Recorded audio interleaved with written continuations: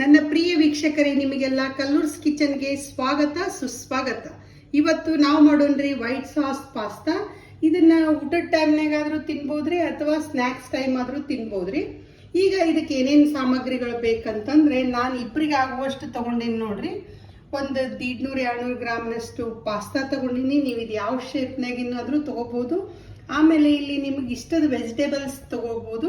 ನಾನು ಇಲ್ಲಿ ತಗೊಂಡಿನಿ green capsicum, red capsicum, yellow capsicum, broccoli, ಆಮೇಲೆ ಕ್ಯಾರೆಟ್, ಆಮೇಲೆ ಇವು ಕುದಿಸಿರುವಂಥ ಕಾರ್ನ್, ಮತ್ತೆ ಒಂದು ಸಣ್ಣ ಉಳ್ಳಾಗಡ್ಡಿ ತಗೊಂಡಿನಿ, ಒಂದು 2-3 ಬೆಳ್ಳುಳ್ಳಿ ಕಟ್ ಮಾಡಿ ಇಟ್ಕೊಂಡಿನಿ.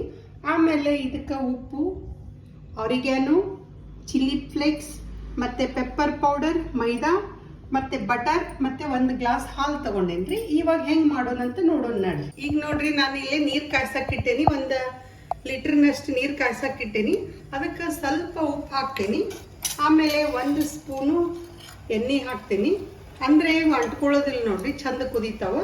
ಇವಾಗ ಇವನ್ನ ಕುದಿಯೋ ನೀರಿಗೆ ಇವನ್ನ ಹಾಕಿ 7-8 ನಿಮಿಷ ಕುದಿಸ್ತೇನೆ ನೋಡ್ರಿ. ನಾನು ಭಾಳನೂ ಮೆತ್ತಗೆ ಆಗಬಾರ್ದು, ಭಾಳನೂ ಬೆರೆಸಿರಬಾರ್ದು, ಹಂಗೆ ಒಂದು ರೀತಿ ಕುದಿಸ್ಬೇಕು ನೋಡಿ.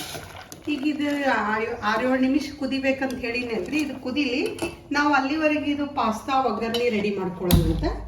ಈಗ ನಾನು ಕಡಾಯಿ ಕಾಯ್ಸಕ್ಕಿಟ್ಟೇನಿ. ಈಗ ಈ ವೆಜಿಟೇಬಲ್ ಹುರಿಲಿಕ್ಕೆ ಅಂಥೇಳಿ 1-2 ಪೀಸು ಬೆಣ್ಣೆ ಹಾಕ್ತೇನೆ ನಾನು, ಬಟರ್. ಈಗ ಇದು ಬೆಣ್ಣೆ ಒಳಗೆ ಇವು ಬೆಳ್ಳುಳ್ಳಿ ಏನು ಇದು ಮಾಡ್ಕೊಂಡೇವಲ್ರಿ, ಇದನ್ನು ಸ್ವಲ್ಪ ಬೇಯಿಸೋನು. ಸ್ವಲ್ಪ ಇದಾದ್ಮೇಲೆ ಇವೆಲ್ಲ ವೆಜಿಟೇಬಲ್ಸ್ ಹಾಕ್ತೇನೆ ನೋಡ್ರಿ. ನಾನು ಬ್ರೋಕೊಲಿ, ಆಮೇಲೆ ಗಜ್ರಿ, ಇವೆಲ್ಲ ಕ್ಯಾಪ್ಸಿಕಮ್ ಹಾಕ್ತೀನಿ. ಇವೇನು ಕಾರ್ನ್ ಅದಾವಲ್ಲ ಇವನ್ನ ಲಾಸ್ಟಿಗೆ ಹಾಕ್ತೀನಿ ರೀ. ಇವು ಯಾಕಂದ್ರೆ ಬೇಯಿಸಿಟ್ಕೊಂಡೇವಲ್ಲ ಇವನ್ ಕಾರ್ನ್ ಎಲ್ಲ.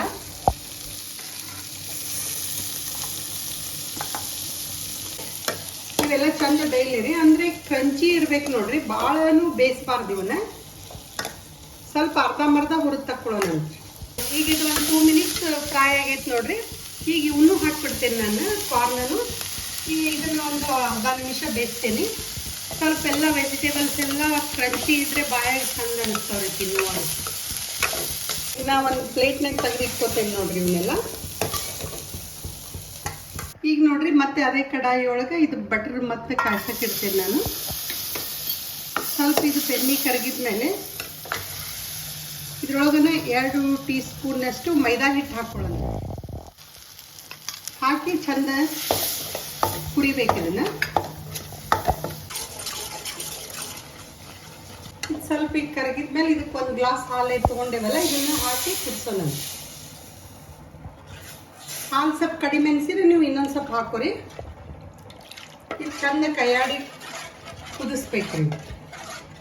ಈಗ ಇದು ಪಾಸ್ತಾ ಎಲ್ಲ ಕುದ್ದೈತೆ ನೋಡ್ರಿ. ಇದ್ರೊಳಗೆ ನಾನು ಬಸಿತೀನಿ ಸೌಟ್ನಾಗ. ಇದಕ್ಕೆ ಮ್ಯಾಲೆ ಸ್ವಲ್ಪ ತನ್ನ ನೀರು ಹಾಕ್ತೀನಿ ನೋಡ್ರಿ. ಈಗ ಇದು ಕುದಿಯಾಕತ್ತೈತೆ ನೋಡ್ರಿ. ಅದು ಹಾಲು, ಮೈದಾ ಮತ್ತು ಬೆಣ್ಣೆ ಎಲ್ಲ ಇದು ಮಾಡೇವಲ್ಲ, ಇದು ಕ್ರೀಮಿ ಟೈಪ್ ಆಗೈತಲ್ರಿ. ಇವಾಗ ಇದಕ್ಕೆ ನಾನು ಹಾಕ್ತೀನಿ 1 ಅರ್ಧ ಟೀ ಸ್ಪೂನ್ನಷ್ಟು ಮೆಣಸು ಹಾಕ್ತೀನಿ. ಆಮೇಲೆ 1 ಟೀ ಸ್ಪೂನ್ನಷ್ಟು ಆರಿಗ್ಯಾನೋ ಹಾಕ್ತೀನಿ. ಆಮೇಲೆ ಸ್ವಲ್ಪ 1/2 ಟೀ ಸ್ಪೂನ್ನಷ್ಟು ಚಿಲ್ಲಿ ಫ್ಲೇಕ್ಸ್ ಹಾಕ್ತೀನಿ.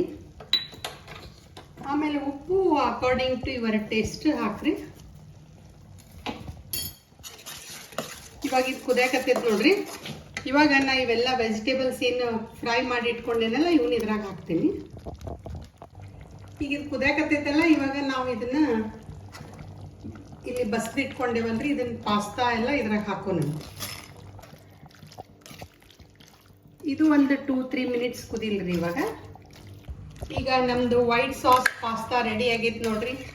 ನೀವು ಮಾಡ್ರಿ, ಕಮೆಂಟ್ ಸೆಕ್ಷನ್ನಲ್ಲಿ ಹೆಂಗಾಗೈತೆ ಅಂತ ಹೇಳ್ರಿ. ಒಂದು ಇದರಲ್ಲಿ ಸರ್ವ್ ಮಾಡಿಕೊಂಡು ತಿನ್ನಬೇಕು, ಬಿಸಿ ಬಿಸಿದು ಭಾರಿ ಇರ್ತೈತ್ರಿ.